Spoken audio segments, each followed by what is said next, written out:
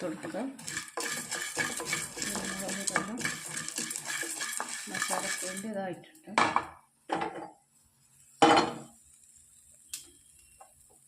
പൊടിച്ചെടുക്കുക. അടുത്തത് കറിക്ക്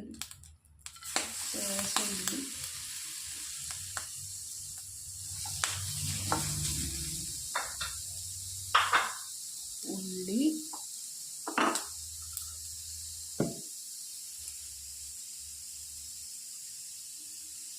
വറുത്തെടുക്കുക.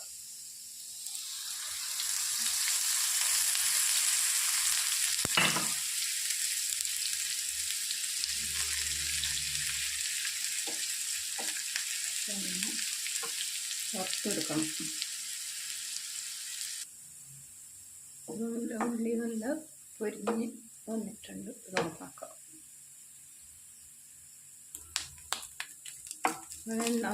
ഉള്ളി വറുത്ത എണ്ണയിൽ കുറച്ച് തേങ്ങ വറുത്തെടുക്കാം.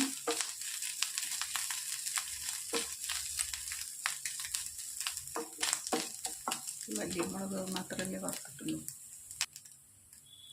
തേങ്ങ നല്ലോണം ആയിട്ടുണ്ട്. അടുത്തതിൽ മുളക് പൊടി ഇട്ടു. ആവശ്യത്തിന് മുളക് പൊടി ഇട്ടു. ഇതൊന്ന് തരട്ടു.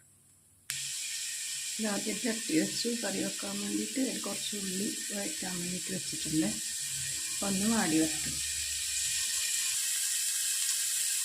ഉള്ളി വാടിക്കഴിഞ്ഞിട്ട് അതിൽ വേണ്ട ആവശ്യമുള്ള ഇഞ്ചിയും വെളുത്തുള്ളി തക്കാളിയും കൂടിയിട്ട് ഒരു ചെറിയ തക്കാളി കൂടിയിട്ട് ഇതൊന്ന് വഴഞ്ഞിട്ട്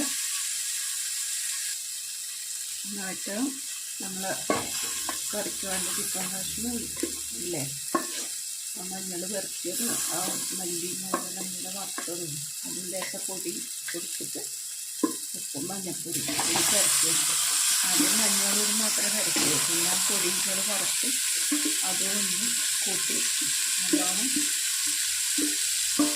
റെസ്റ്റ് ചെയ്യാൻ പറ്റും. റെസ്റ്റ് ചെയ്യേണ്ട കാര്യമൊന്നും ഉണ്ടാവില്ല. കൂടിയിട്ട് കുഴച്ചെടുത്ത് ഇത് വേവാൻ വെക്കാം.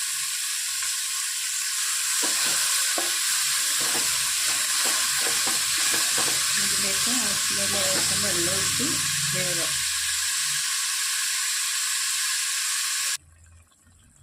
കറി ഏകദേശം വേവായിട്ടുണ്ട്. ഇനി അതിൽ നമുക്ക് അരവ് ചേർക്കാം.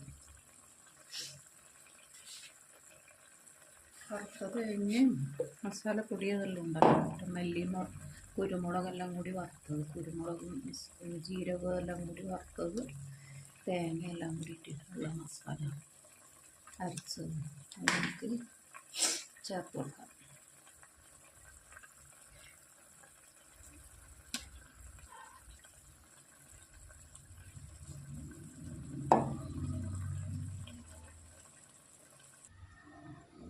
അരവ് ചേർത്തു. ഇനി നേരത്തെ വറുത്ത് കോരി കുറച്ച് ഉള്ളി അതിലിട്ട് കൊടുക്കാം. ലേശം കുറച്ച് ഉള്ളി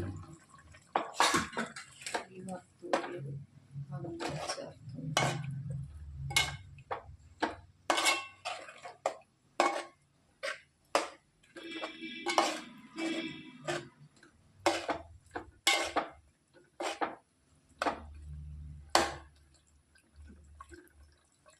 കറി ഏകദേശം ആയിട്ടുണ്ട്. ഇതിലിനി നമുക്ക് കടുക് താളിക്കാം.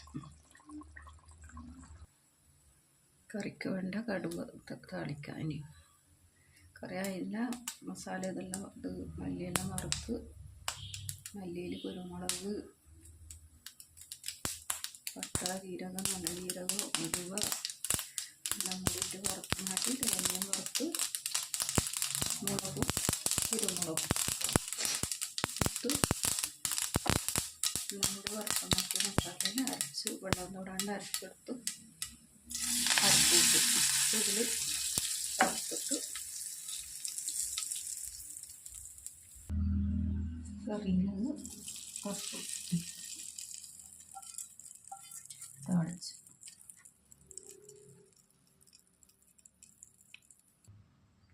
നല്ല ചിക്കൻ കറിയായി.